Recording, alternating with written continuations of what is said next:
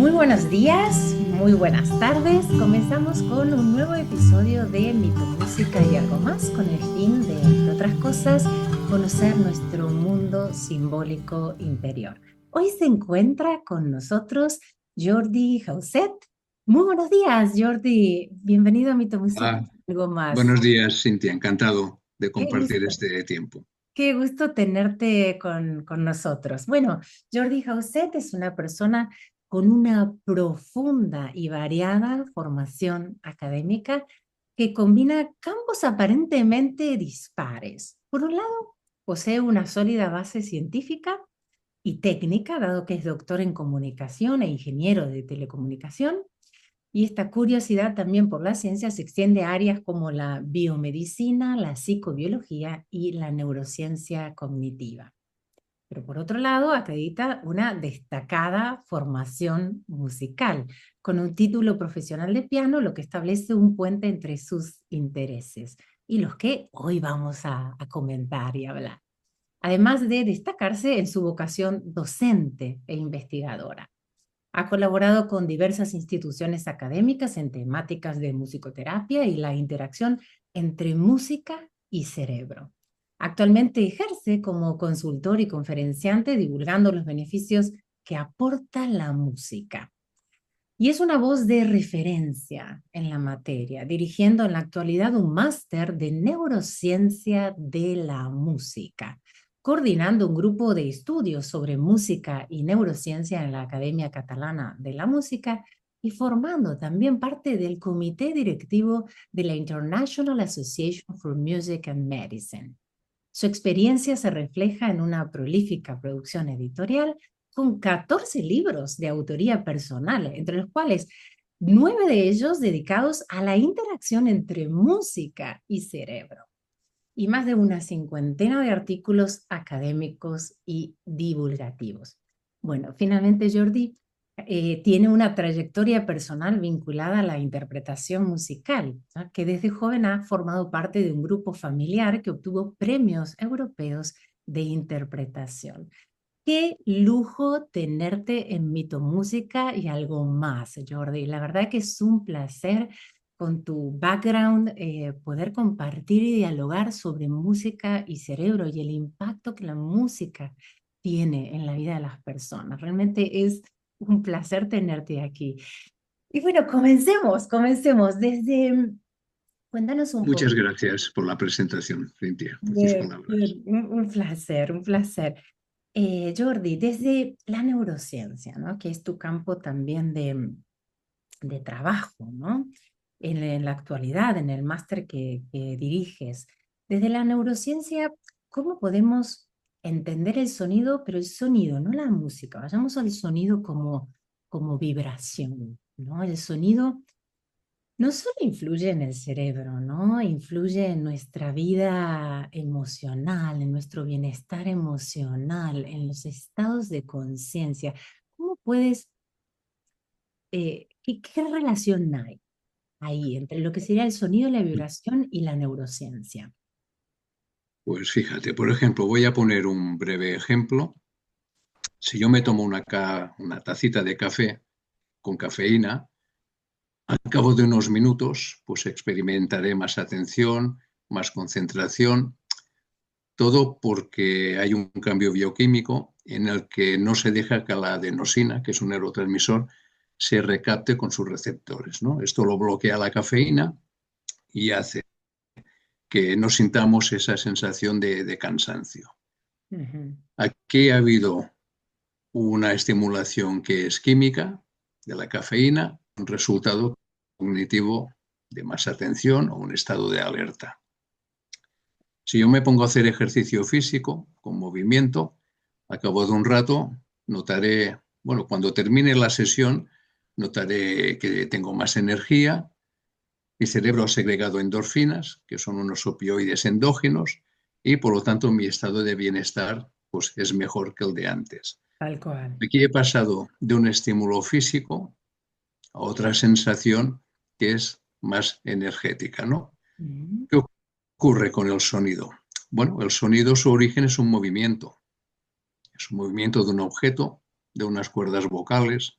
las cuerdas de una guitarra, y ese movimiento genera una movilización de las partículas del medio, el aire, un sólido o un gas, y eso es lo que capta el tímpano, porque hay una variación de la presión atmosférica.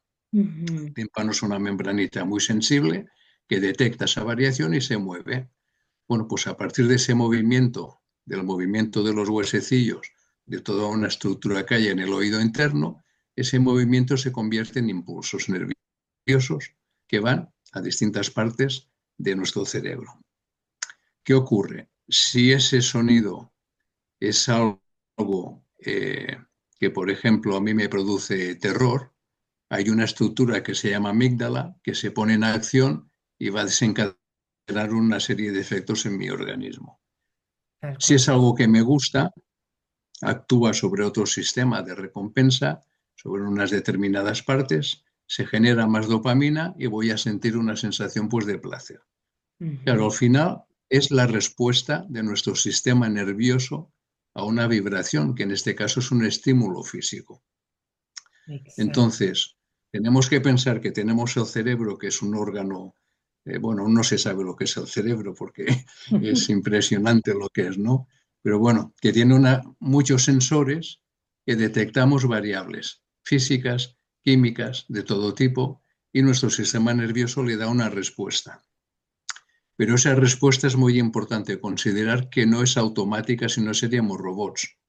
Es Claro. decir, si a mí me lanzan una frecuencia determinada y mi cerebro se pone en un determinado estado, yo tengo que poder controlar esa situación. Y eso lo hace nuestra mochilita, con Mm, nuestros recuerdos, nuestra formación, nuestra cultura y nuestro entorno. claro. Digamos que los efectos del sonido de la música es el resultado de una interacción entre unos parámetros físicos que me llegan del exterior y mi yo, Mi todo historia, lo que eso ¿no? significa. Todo Exacto. lo que somos, que no es Sí, poco, sí, sí, sí, ¿no? exacto. Sí. Wow, qué fascinante y qué claridad con la que lo explicas, ¿no? Gracias, gracias, clarísimo. Ahora, sabes, bueno, a mí me apasiona todo lo que es la conexión de la música también a nivel espiritual, ¿no? Por el método con el que trabajo. Y mi pregunta es esta ahora, ¿no? ¿Crees que la música puede considerarse un lenguaje del alma? Que hablábamos así como de esa conexión entre música y cerebro, ¿no? Hay una conexión ahí también, mencionaste algo entre lo que sería la música y la emoción, pero ¿podríamos hacer esta afirmación que la música es un lenguaje del alma? Esto creo que era una de las frases que decía Platón, ¿no? Que la Ujú. música era un lenguaje del alma. Vamos a ver, hace como unos 30 años los científicos se dieron cuenta de que la música era una herramienta muy buena para estudiar y analizar el cerebro. ¿Por qué? Porque una de sus grandes propiedades es que evoca emociones. La felicidad, la alegría, el miedo, la sorpresa. Entonces comenzaron a hacer experimentos con resonancias magnéticas, con sonidos, con músicas alegres, tonalidades mayores, menores, música oriental, occidental, y para ver qué pasaba en el cerebro de estas personas, ¿no? Con niños, con adultos, hombres, mujeres, etcétera. Descubrieron que había una serie de áreas que se engloban en lo que se conoce como sistema límbico, es el Ujú. sistema que gestiona las emociones.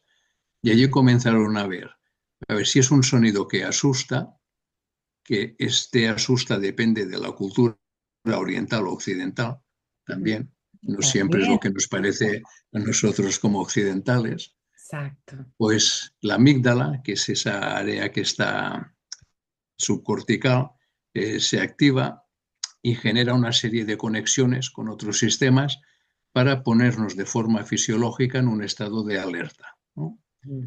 Si era una música que nos gusta, pues se detectó y se pudo medir que había un incremento de hasta un 6% más de dopamina en una serie de áreas. Si era una música, por ejemplo, contemporánea o tipo jazz libre, que el Ujú. cerebro no puede predecir, claro. pues también se empezó a ver que la parte prefrontal, en fin, que había una serie de cambios que al cerebro, por una parte, una música que le resulte muy cómoda, no le gusta, se aburre. Ujú. Pero una música que no sepa predecirla, como no la entiende, también se aburre. Mm, Entonces, aquella música que el cerebro puede predecir, sí que también genera expectativas y eso influye en la parte de la dopamina, ¿no? Si yo escucho una canción y sé que dentro de varios compases viene aquello que me gusta tanto, yo ya estoy segregando más dopamina. claro. Está Como actuando todo el sistema anticipadamente, de recompensa. ¿no? Como Sí, anticipadamente sí, ya sí. Sí, me da sí, de una forma sensación. anticipada. El cerebro va prediciendo siempre, ¿no? Mm, Con todo lo que va captando, intenta predecir lo que vendrá. Si lo que predice se cumple, pues tenemos un subidón. Y si no se cumple, pues bueno, no lo tenemos. Claro, todo esto al final se han visto correlaciones de que determinadas emociones pues se asocian a determinados cambios neuroquímicos con neurotransmisores. mm, Y es todo, creo, lo que se puede por lo menos decir, ¿no?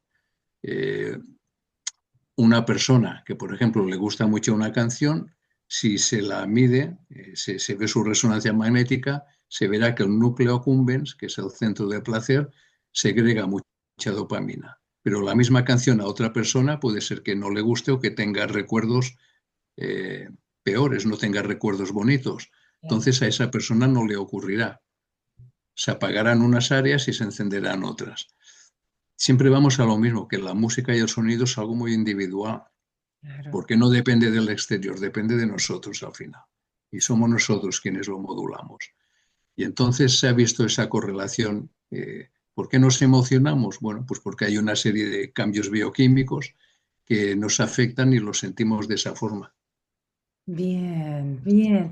Y existen, bueno, está relacionado a esto que venimos hablando, ¿no? Evidencias científicas que hay frecuencias o escalas también musicales, bueno, también con respecto a las tonalidades, por ejemplo, mayor o menor, que generan o promueven estados de coherencia o equilibrio también en la actividad cerebral. Esto tiene un poco de relación a lo que veníamos hablando, ¿no? ¿Se genera cierta coherencia?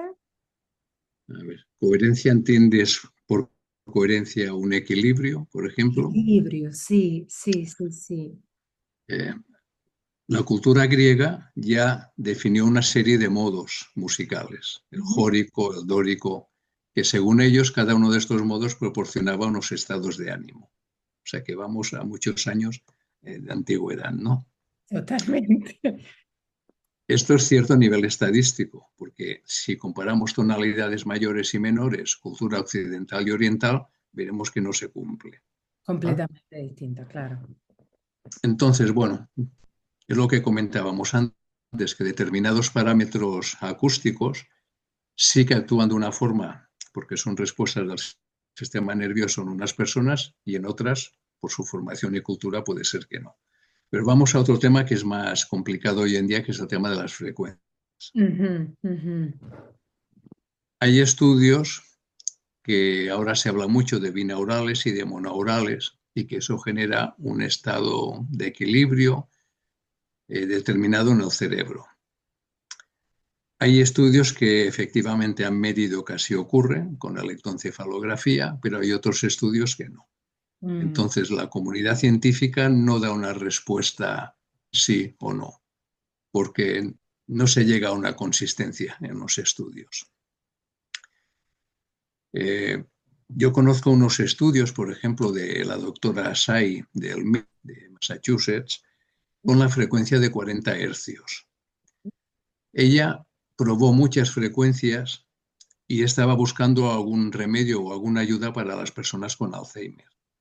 Entonces ella observó que una frecuencia de 40 hercios auditiva y también viendo una pantalla que fluctuara a 40 hercios aumentaba la creación de ondas gamma cerebrales. Y ese aumento se correlacionaba con una disminución de las placas beta amiloide.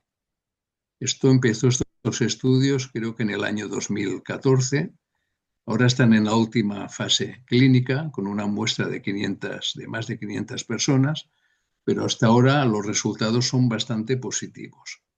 ¿Qué ocurría según esta investigación? Que escuchar o ver una luz que fluctúa 40 veces por segundo crea ondas gamma, es decir, el cerebro se sintoniza. Entonces, con las monoaurales o las binaurales se dice lo mismo, que si yo estimulo a una frecuencia de 4 hercios, 5 o 6, el cerebro se va a sintonizar a esa frecuencia. Mm, Esto, ya digo, hay estudios que dicen que sí y otros que no. ¿Cuál es el problema? Las muestras suelen ser de poca gente, no son aleatorias. No hay protocolos para poder replicar lo mismo en distintos lugares. Entonces, si no hay esta homogeneidad, no se puede dar un veredicto o un dictamen eh, global. ujú. ¿Esta sincronización te refieres a lo que se conoce como entrainment en Sí, música el arrastre de frecuencias y el entrainment, sí, sí. frecuencia? Es Esto fascinante. se basa en parte, bueno, porque yo, por ejemplo, si estoy meditando, pues Sí. se mide con una electroencefalografía que la actividad cerebral predominantemente estará en una frecuencia entre 4, 6, 8 hercios, que son las ondas alfa o las ondas teta, ¿no? Ujú. Entonces, claro, con estas ondas monoaurales o binaurales, lo que se pretende es que si yo tengo un estímulo auditivo de ese tipo de frecuencia, que mi cerebro se conecte a esa frecuencia. Pero esto parece ser que no siempre es así, que hay casos que sí y hay casos que no. Ah, Y yo siempre digo lo mismo, al final está tu voluntad, porque es que si no seríamos robots. A ver, como un mando a distancia, nos pondrían en el estado que quieren enviándonos frecuencias, ¿no? no, que no lleguemos a eso, por favor. Tal cual, pero de nuevo volvemos a la individualidad, ¿no? ¿Quiénes somos como Sí, individuos, ¿no? Nuestra propia historia. Recién lo que comentabas también de los estudios de frecuencias binaurales, claro, o sea, no se puede determinar esto funciona, esto no, también porque somos únicos, ¿no? Entonces, esa individualidad hace que en determinadas personas actúe de una determinada manera y en otras de otra, ¿no? Como actúa también la música sanadora, la musicoterapia. Y en sí. relación a esto, sí, Perdona un momentito. A veces me preguntan, eh, yo experimento esto, pero no es científico, ¿qué hago? Bueno, si tú lo experimentas y te va bien, no hay ningún problema en que lo hagas. Lo es que que tú nunca podrás recomendar esto para todos tus amigos porque es posible que no funcione. Pero así, si a ti te va bien, si te concentras con esa frecuencia, perfecto. estupendo, porque si te funciona, es que Claro. estupendo, ¿no? Tal cual, tal cual. Bien, y en relación a esto, ¿no? Ahora hay un boom también, además de las frecuencias binaurales, el uso de cuencos, ¿no? La música sanadora. Y quisiera que con tu experiencia, ¿no? Y tus estudios también de neurociencias, que, ¿no? Y nos contaras, ¿no? A partir de tu experiencia, ¿qué diferencia hay, ¿no? Entre lo que es la música terapéutica, la musicoterapia como disciplina científica y lo que se llama como la sanación sonora que abarca hoy en día todo un espectro enorme, ¿no? Y que bueno, está muy en auge. Pero démosle una perspectiva neurocientífica, Vamos a ver. Música terapéutica, ¿te refieres, por ejemplo, una música ambiental en la sala de un dentista por ejemplo. o músicos que van al hospital a tocar en la habitación de un enfermo? Sin un objetivo terapéutico, ¿sí? O Vale, sea, vale, es sanadora, ¿no? Pero no hay como vale. en musicoterapia objetivos terapéuticos. Muy bien. ¿Qué proporciona esto? Bueno, en una sala del dentista yo me imagino música clásica, suave, pero no es cierto que a todo el mundo que esté esperando esa música le va a calmar. Puede Ujú. ser que a mí me irrite y me ponga más nervioso de lo que estoy, ¿no? Siempre se juega a efectos estadísticos. La música terapéutica. Música terapéutica, entre comillas, depende si a mí me va bien esa música o no. ¿Qué me puede proporcionar? Bueno, unos minutos de felicidad, de calma y de paz. Y hasta ahí llega. Como tú bien decías, musicoterapia, disciplina científica. El musicoterapeuta, como sabes, no diagnostica, el diagnóstico es de un médico, y el musicoterapeuta, con todo su conocimiento y herramientas, selecciona lo mejor pues, para hacer frente a ese problema, ¿no? Que es algo muy individual. Hay que conocer el historial musical, entre otras muchas cosas.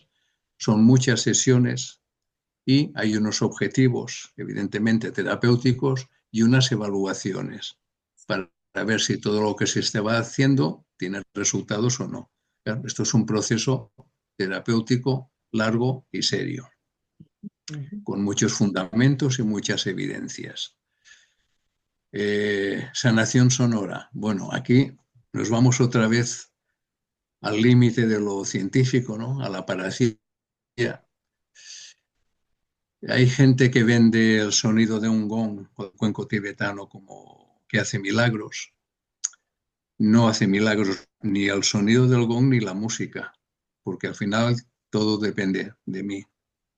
Ujú. Lo que pasa es que, bueno, sí que hay estudios que con estas técnicas de meditación de instrumentos sonoros, que se puede producir? Disminuir la ansiedad, aportar calma, disminuir el estrés y algunos parámetros más que se detectan que pueden ir bien, ¿no? Pero yo siempre digo, esto depende mucho de mi estado personal en ese momento, del lugar, del entorno y de mi aceptación. Si yo voy a un lugar para hacer una sesión sanadora y yo estoy convencido, claro, me va a hacer a mí más efecto que a otra persona. Pero esto a nivel científico, como volvemos a que en los estudios no hay protocolos establecidos. A ver, ¿qué tipo de gong utilizas? ¿Qué amplificador?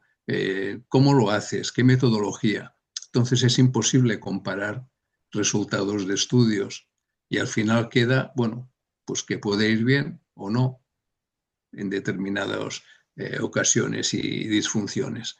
Pero milagros no, milagros la música tampoco lo hace y la medicina creo que tampoco, es decir, que, bueno, llega hasta donde llega todo, ¿no? Claro, y también es una cuestión de muestra científica, ¿no? Sí, Volvemos a lo anterior, más muestras tenemos, mejor, digamos, frente a un estudio de caso, ¿no? Entonces, claro, puede ser que funcione en ese estudio de caso, pero bueno, exacto, le sí, sí, llevamos a una muestra más amplia, más grande, y bueno, hay diferencias, ¿no? O no hay resultados sí, sí. con evidencia, ¿no? Pero que eso, que no haya evidencias no quiere decir que no tenga resultados. Exacto, Mira, a exacto. mí me puede calmar mucho escuchar el sonido de un cuenco tibetano, porque es muy sutil, muy dulce, y me puede ir bien cuando estoy nervioso. Y ya Claro. está, pues perfecto, lo escucho y ya está. Claro, claro. Bien, ahora vamos a otro tema que, bueno, a mí me apasiona, ¿sabes? En los estudios de las religiones, ¿no? Sobre todo Mm, se aprecia mucho en lo que es antropología social, antropología de las religiones, ¿no? Que se observa en los rituales o en cantos devocionales, incluso en conciertos, cuando uno va a un concierto, ¿no? Que, ¿qué sucede? Se puede experimentar una experiencia mística, se puede experimentar éxtasis, se puede vivir la experiencia de lo sagrado. De hecho, uno de los métodos de musicoterapia, que es el mm. método de Guided Imagery and Music, el método con el que trabajo, comenzó justamente a partir de una experiencia mística, ¿no? Bueno, ¿qué nos puedes decir de esta relación de la música con la experiencia mística a nivel cerebral? Mira, te puedo contar una anécdota personal. Me encanta, Yo, me ya encanta. hace muchos años me aficioné a practicar jogging, a Ujú. salir corriendo, porque tenía un trabajo muy sedentario. Y como había días que no tienes gana, pues te pones los cascos, ¿no? Yo, Ujú. como hace tantos años, me ponía cassettes. Imagínate, te estoy hablando de los años finales de la década de los 80, 90 que empecé. Qué bien. Y bueno, cuando ya empecé a poder estar 45 minutos, una hora seguido, pues tuve durante varias veces unas experiencias que me asustaron un poco, Mm. porque experimenté aquello de que yo era todo uno con lo que me envolvía. Wow. A ver cómo lo explico. Uy, ay, E ay. Iba, Me encantó. iba por el bosque, era un entorno precioso por el bosque, y Mm. entonces lo que notaba es que no había diferencia entre la terminación de mi piel y el aire. O sea, era una sensación, eso, ser todo con el universo, con uno. Bueno, llegué a casa, me asusté un poco, digo, a ver qué me está pasando, qué pasa en mi cerebro, y comencé a buscar investigaciones de meditación. Y entonces me di cuenta de que, bueno, era una de las cosas que ellos experimentaban, ese estado de ser uno con el universo, y la explicación neurocientífica es que se produce un desacoplo perceptivo en Mm. el sentido de que el lóbulo parietal, que es el responsable de gestionar el espacio y el tiempo, se inhibe y se activan otras áreas como la ínsula y el córtex cingulado que tienen que ver más con el yo interior. Mm. Entonces da la sensación de que desconectas de estímulos externos, por eso no tienes la sensación de separación, no lo percibes y conectas más con tu parte emocional y tu parte interna. Es una de las formas en que se explican en estos cambios de diferencia de activación. También hay unos estudios de hace unos años que alguien inventó un casco que le llamaban el casco de Dios. No sé si lo has No, escuchado. no, no, cuéntame. Bueno, pues era una especie de gorro metálico con unos electrodos, de manera que se lo ponían a una persona y le estimulaban unas partes con corrientes y otras no. Y lo que conseguían era algo similar, dar más estímulo eléctrico a esas partes de la ínsula y la parte que conecta con tu interior y desconectar más la parte del lóbulo parietal. Y esas personas experimentaban estados místicos, Wow. cosas que, bueno, pues antes no sé, yo no digo que no haya experiencias místicas de otra forma, ¿no? Espirituales, es un ámbito muy complicado, pero que a través de la neurociencia y modificando conexiones cerebrales puedes llegar a experimentar estados similares. Wow. Qué interesante esto del casco. No lo había escuchado nunca, me Sí, sí, pues encantó. búscalo por internet que lo verás. Casco de Dios. Wow, súper interesante. Bien, Jordi, mira, estuvimos hablando de música, estuvimos hablando de sonido, estuvimos hablando de frecuencia, de vibración, ¿no? Pero no hablamos del silencio. Mm. ¿Qué pasa con el silencio? ¿Qué papel juega el silencio en esta relación música, cerebro, espíritu, ¿no? Cómo tiene un Mm. poder también transformador, ¿no? A nivel neuronal. ¿Qué nos puedes decir?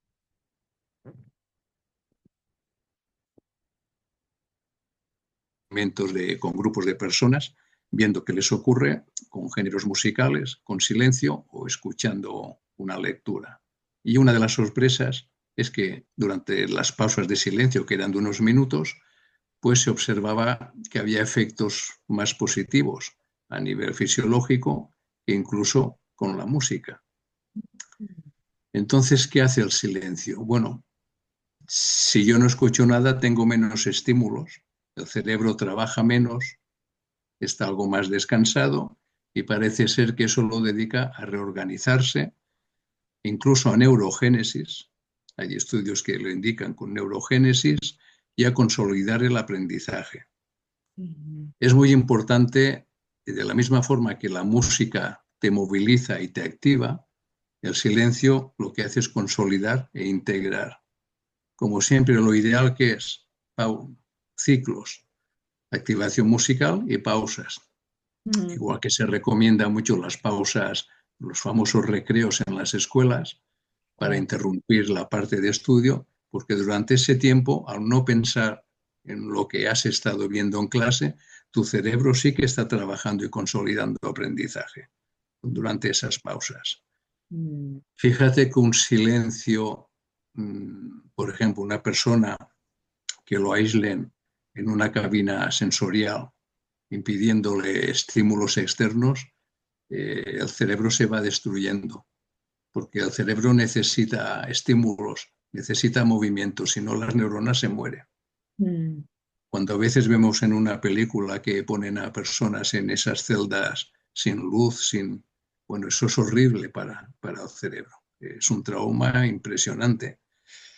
Entonces, ¿qué tendríamos que hacer? Buscar espacios de silencio diarios, sí, 10-15 minutos. mm, Eso va muy bien. No se puede estar todo el día con música, ni mucho menos. Hay que seguir unas pautas, ¿no? Yo puedo saber cuándo necesito escuchar música o cuándo necesito estar desconectado y en silencio. Y mm. ya que hablamos del silencio, también de las pantallas. Totalmente, totalmente. Me encantó esta relación de silencio e integración. Me parece fundamental. Sí, sí. Ahí es transformador el silencio también. Hay estudios que así lo indican. Sí. Fascinante, fascinante. Bien, y bueno, ya nos vamos acercando al final de esta entrevista, ¿no? Quisiera mencionar algo más en relación a la educación, ¿no? O sea, ¿qué papel podría desempeñar la educación musical hoy en día, ¿no? Para generar, bueno, nuestros niños, adolescentes, los jóvenes, ¿no? En el desarrollo de una sociedad más consciente, que es lo que todos decíamos, ¿no? Más consciente, más empática y hablando de integración también, más espiritualmente integrada, ¿no? ¿Cómo lo ves, ¿no? O sea, ¿qué papel podría desempeñar, ¿no? La educación musical hoy en día? Yo creo que todos los que amamos la música es nuestro sueño, Mm, ¿no? De que la música tuviera esta función, fuera una materia obligatoria, pero no aprender un instrumento. La música es mucho más amplio, ¿no? Porque a nivel científico sabemos que la música cambia estructuras cerebrales, cambia funciones cerebrales, pero también trabaja valores. Trabaja el valor de la constancia, del esfuerzo, trabaja el valor de saber escuchar. Si yo toco en un grupo o canto en un grupo, si no sé bien lo que voy a hacer, voy a fastidiar al grupo. Se aprende a trabajar en equipo, entonces hay un trabajo importante de valores. Se trabaja la empatía, ¿no? Y el saber escuchar también. A efectos filosóficos, pues las culturas como la griega, la hindú o la sufí, Platón ya lo decía, que la música educa al alma, ¿no? ujú. La música es un vehículo de armonización.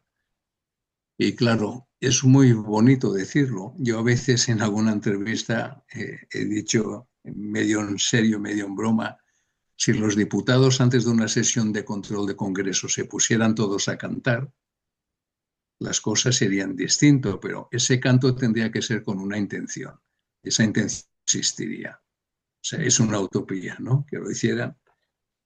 La música influye en lo que tú comentabas de una mejor sociedad, pero yo creo que más que la música es la educación en general. Todos somos seres humanos, todos vivimos en el mismo entorno, todos estamos aquí en un periodo, luego nos vamos a ir, no sé dónde, pero no vamos a estar. Entonces, ¿para qué fastidiarse unos a otros y vivir en guerras y con ambiciones? No sé, yo creo que falta, bueno, pues esa educación general, ¿no? Que si se acompaña de la musical, perfecto. Qué hermoso esto que dices, totalmente de acuerdo, lo comparto 100%, sí.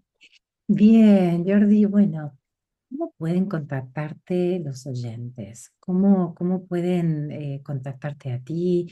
Cuéntanos también un poquito sobre el máster, que quiero dar un espacio a esto que me parece también todo esto que nos has comentado, es algo que se puede profundizar en este máster y bueno, ¿cómo llegar al máster también? Cuéntanos un poco.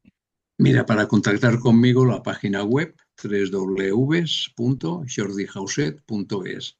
Perfecto. Allí cuelgo actividades, hay muchos artículos, hay una lupa en la parte superior que pones una palabra Alzheimer y te saldrán artículos que he ido publicando yo o bien de otras personas, pero contiene mucha información. En cuanto al más, bueno, pues hace 4 o 5 años había personas que por correo electrónico me preguntaban, ¿dónde puedo estudiar esto? Y yo les tenía que decir, pues no hay ningún estudio, no lo sé. Yo he ido cogiendo de aquí, de allí, de congresos, de conferencias, y bueno, pues diseñé un programa máster con una parte importante de fundamentos científicos, que era lo que yo veía que faltaba, por ejemplo, en los estudios de musicoterapia. Yo he sido profesor varios años en diversos másteres y no entendía por qué no había más información cerebral, incluso del sonido. Había formaciones mucho más específicas, clínicas y de otro tipo, pero para mí estas eran dos bases importantes. Entonces, bueno, como a lo largo desde el año 2008 he ido publicando una serie de libros, unos dedicados a musicoterapia, al cerebro, a la influencia de la música en la educación, influencia de la música en los establecimientos comerciales, pues pensé, bueno, pues puedo diseñar un máster que tenga una parte científica y luego aplicaciones. Aplicaciones en la educación, en la salud, en el marketing y en el deporte. La música también se utiliza para mejorar marcas y todo esto. Y de allí salió el diseño del máster y bueno, empezaremos en febrero de este año en la Universidad de Lleida. Es un título propio, no da acceso al doctorado porque tiene unos trámites administrativos más complicados. Es un año, 50 sesiones en directo con los profesores, una vez por semana. ¿Y qué más iba a decirte? Vamos a tratar todos estos temas, incluso altas capacidades. Hay una profesora especializada en altas capacidades, hay psicólogos, psicólogas, musicoterapeutas, hay un neurólogo que además es jefe, es director médico del centro alemán que hay en Dubái de medicina, es un médico neurólogo, hay una médica experta en los sistemas de neuroimágenes, bueno, que tocamos un poquito todos los ámbitos. Entonces, bueno. Excelente. Excelente Y, las aplicaciones. ¿Y es sí. semipresencial, es presencial? ¿Esto cómo funciona? A ver, lo vamos a hacer en principio online Ujú. para facilitar, bueno, personas que no estén en Lleida, evidentemente, no se pueda dar también en otros países. Las serán los jueves de 7 a 8:30 de la tarde, Perfecto. quedarán grabadas, de manera que quien no pueda asistir puede seguirlas, puede contactar durante todo el curso con cualquier profesor y luego pues está el trabajo final de máster, Claro. que aquí vamos a asignar un tutor, dejaremos cierta libertad al alumno para que haga aquello que le guste y quiera investigar. ¿Y, y qué más? Es un título propio de la Universidad de Lleida. Estamos ya abriendo la matrícula porque estas 2 últimas semanas han empezado a haber muchas solicitudes y hay un número limitado. Mm, No queremos pasar, si puede ser, como máximo 25, pero si podemos quedarnos en 20, mejor. mejor. Claro, para hacerlo como un poquito más Sí. personalizado, ¿no es Y cierto? luego la idea sería, en función de las localidades de los alumnos, sí intentar al menos una sesión presencial Es- para conocerte personalmente, para hacer algunas prácticas y bueno, lo Excelente. estamos pensando, sí. Excelente. Y aquellas personas que quieren informarse un poco más sobre el máster, ¿tiene algún sitio web el máster o en tu misma página? No hay una página web que es www.neurocienciadelamusica.com. Genial, genial, genial. Bien, yo lo voy a poner también aquí en el podcast, así figura tanto tu página como esta página del máster, así la gente puede contactarte. Y la información directa por correo sería info@neurocienciadelamusica.com. Excelente, Jordi, Muy excelente. bien. Bien, bueno, Bueno, nada. muchísimas gracias de corazón por este tiempo y por todo lo que nos has brindado. Realmente es de una riqueza y de un valor. Así que bueno, muchísimas gracias. Bueno, que sea todo un Muchas, éxito. muchas gracias a ti por esta oportunidad de divulgarlo y bueno, he podido ofrecer mis limitados, y no lo digo con humildad, sino sé que son limitados conocimientos, de acuerdo pues con lo que leo, estudio y mi experiencia personal. Si sirve para alguien, pues estupendo, muy contento. Bienvenido, seguro que sí, gracias, gracias y Muy bueno, bien, realmente deseamos que el máster sea todo un éxito, que sin duda lo será, ¿sí? perfecto. Bueno, Muchas gracias. nos veremos pronto, hasta la próxima, adiós.